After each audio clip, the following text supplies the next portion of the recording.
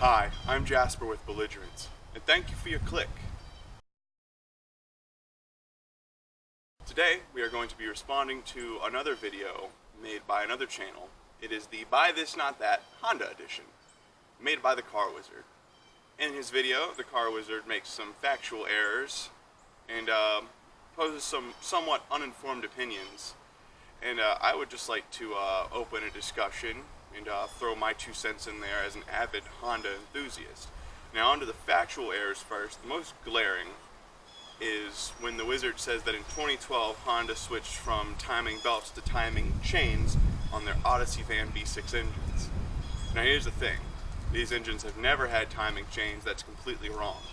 The engine found in the Odyssey has always been the J Series V6. This engine's been around since '96. Honda's been making it pretty much the same. Displacement's gone up. It's gotten cool things like variable cylinder management, but it's always been just a nice, reliable V6. It's a single overhead cam. They're very stout engines. The transmission attached to it, depending on application, not so much. And the other factual errors he made are when referring to the sports cars. He claims they hopped up minivan and hopped up Civic engines. This isn't the truth at all. See, the thing is, in the NSX it has a Z Series V6. It actually predates the J Series. It's a dual overhead cam V6 engine. It's completely different. It shares no parts in common with the J Series. So that's the first thing. He also makes a similar claim for the S2000, and I saw some people trying to correct him in the comments. However, these people were also confused and wrong. See, their confusion stems from the fact that the engine in the S2000 is an F-Series, and there are 2 different F-Series engines. So that makes 3 different engines that go by the name F in the Honda engine family. And the one in the S2000 is a one-off specifically for the S2000 to power a rear-wheel drive sports car. The other 2 are front-wheel drive engines. One is another dual overhead cam VTEC engine like the S2000, but it's based on the H series. It has nothing to do with the S2000's engine. We didn't get this engine here in the United States. Places like Europe and Japan got that engine. And the other kind of F series is an old reliable single cam. Some of them were VTEC, some of them were not. These engines were mostly found in Accords and a few Acuras and other applications here and there, but it has nothing to do with the S2000's engine. It's also a completely different engine. You can, with some jiggering, put the Accord dual overhead cam F-Series head onto the single cam, but it requires a lot of work. You have to modify it significantly. You can also do it with an H-Series head. It's called a G-Series engine. It's a Frankenstein motor. So that's the F-Series for you. It's very confusing. You have to know what you're talking about in that sense. And towards the end of his video, the Wizard kind of insinuates that Hondas are soulless. They're meant to get you from work and back. You know, they're daily drivers. They're boring. They're appliances. And these aren't words he said, but it's more or less what he insinuated.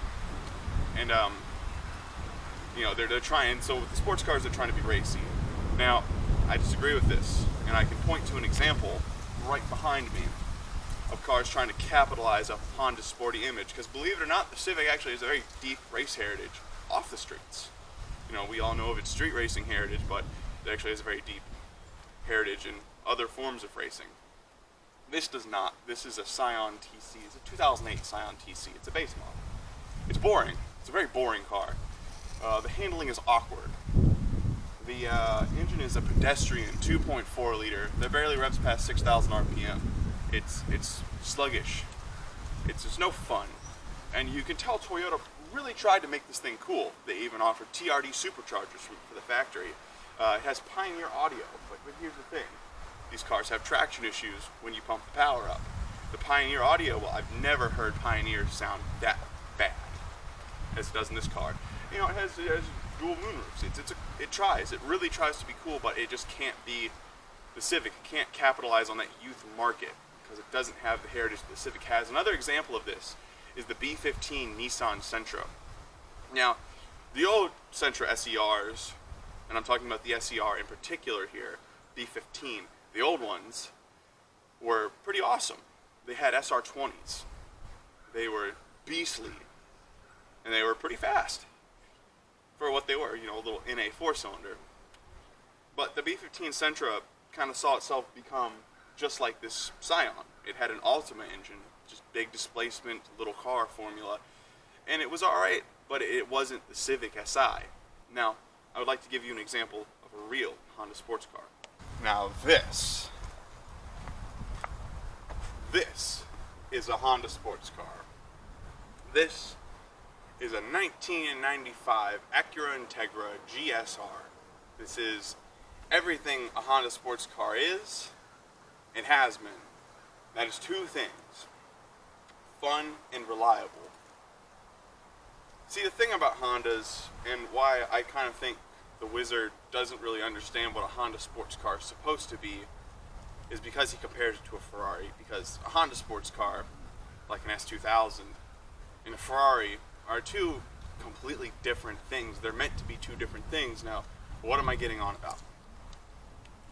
A Honda is meant to be driven every day. When you buy a Honda, Honda more or less is guessing that this is going to be your only car. That's why they're quiet from the factory. That's why it sounds like a minivan. That's why it's quiet.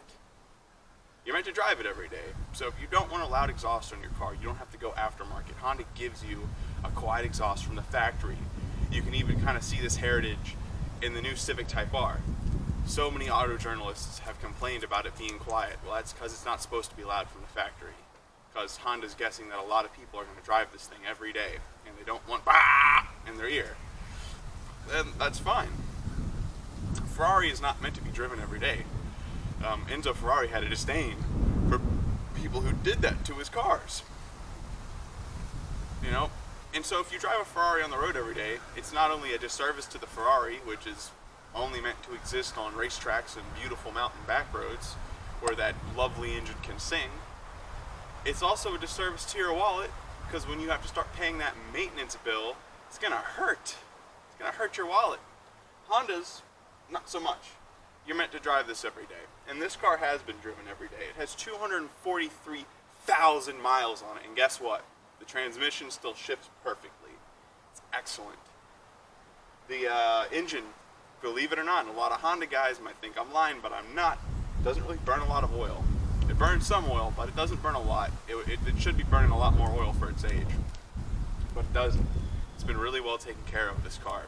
And that's the thing about Hondas. They're meant to be driven every day, and they're meant to be reliable, so they can be driven every day. And that's why you have your VTEC, so you can putt around, you can get through traffic, and then maybe after work, if you want to go on that beautiful mountain back road with the Ferrari, you can crack VTEC and have your fun. This car has and to be fair to the Wizard, this is a hopped up Civic. It rides on a very similar chassis. A lot of the parts are interchangeable. In fact, you could drop this engine in a EG or EK Civic with very little problem. You know, the mounts are all the same. The wiring harness will click right in, and you just plug your ECU in, and bam, you've swapped this engine into a Civic. So at the end of the day, you know, yeah, sure, it's a hopped up Civic, but they're very fun. They're very spirited cars, and I encourage you to drive one before you have an opinion on one. And I've never driven an NSX before, so maybe the Wizard's opinion on the car is a tad more valid than mine. I do want to raise these counterpoints because I do think he is wrong. I don't think he understands what these cars are and what they're meant to be.